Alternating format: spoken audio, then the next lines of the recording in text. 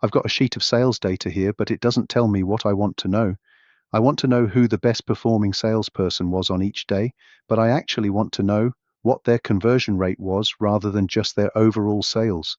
So instead of manually filtering hundreds of rows, let's build an interactive dashboard that does it for us with a single click and displays the results visually. Hello again, welcome back to another Microsoft 365 tutorial. Yes, so here is the database. This is my sales data. This is the sort of thing that could be generated by any CRM, Salesforce, Dynamics, anything like that. But at the moment, it's not actually doing much good. I've got calls and I've got sales, but crucially, I don't know what their conversion rate is. This information comes from a call center, and what I'm interested in is how persuasive or how good a salesperson each of these telesales team are. So the first thing to do is to turn this data into a table. So let's do that first. I'll click in any cell in the data, Control and T.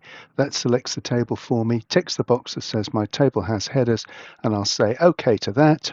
And then I'll change the color scheme to something that's a little bit more neutral. I'm going to rename my table, lowercase p, and then conversion. That will tell anybody that comes along later exactly what type of object this is. And then the next thing I want to do is to summarize with a pivot table. So I'll just go up here to click on Summarize with Pivot Table, leave all the defaults as they are and say OK. And then when I get my new pivot table sheet, you can see there's a little cartoon version over on the left-hand side. If I go to Pivot Table Analyze, you can see that the default name has been applied here, Pivot Table 2. I'm going to use the database convention of lowercase p and then rename this to Conversion. Best practice, just so that anybody else that comes along will know exactly what it is. And over here in the pivot table field list, you can see that I've got the date field, salesperson, calls, and sales. So the first thing I want to do is to put the date field in. I'm going to drop that into columns. So that puts all the dates across the columns. There are 14 of them, so 2 weeks worth. The next thing is to tick the box for salesperson. That then adds the salesperson's name to the rows field. There they all are. Because this is a call center, everybody works flexi time, so there's different people in on each day. And then the last two here, the calls and the sales, I'm going to tick both of these boxes. And what happens with that is that both of those fields are added to the values drop zone. Now, it does look a bit of a mess at the moment, but don't worry, we'll sort all this out in a moment.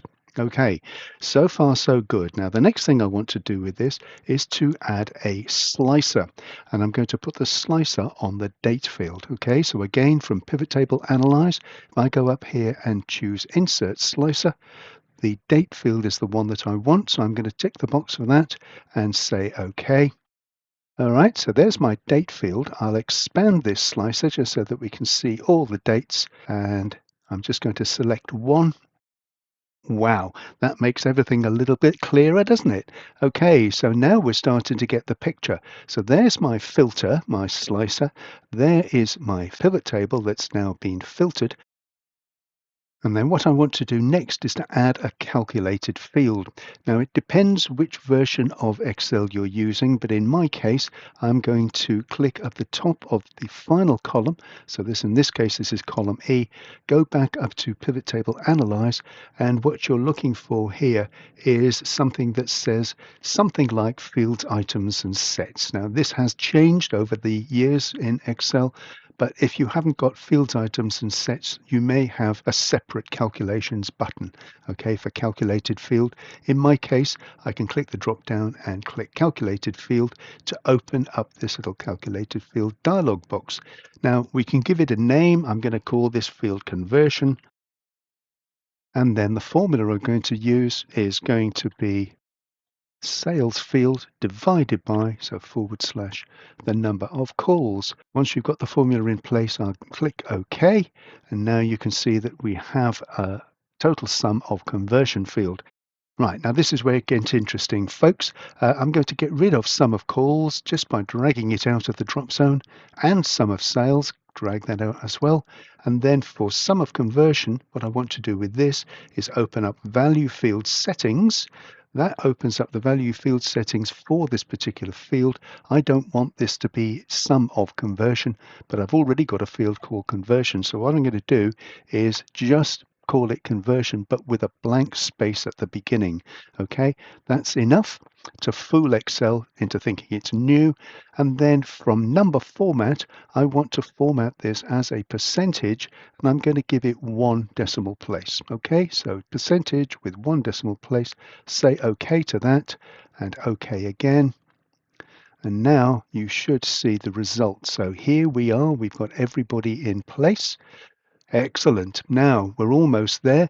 One final thing is I need to add a chart. So I'm going to click back in my pivot table, go back up to the pivot table analyze button and click pivot chart. I'll just accept the default chart here. So I'll say OK to that. There's the chart. Now I don't want all of these buttons and I don't want the grid lines. So I'm going to click back up on pivot chart analyze. Field buttons, hide all, that gets rid of all of those. And then if I click this green plus sign, I can get rid of the grid lines, and I don't need the legend either. Okay, I will widen it a little bit so that we can see everybody's name. Excellent. So we are nearly there. The one final flourish is we're going to sort the final field. Okay, so I'm just going to right click in any cell in this field that currently says grand total, and we'll change that in a second. And then I want to sort largest to smallest.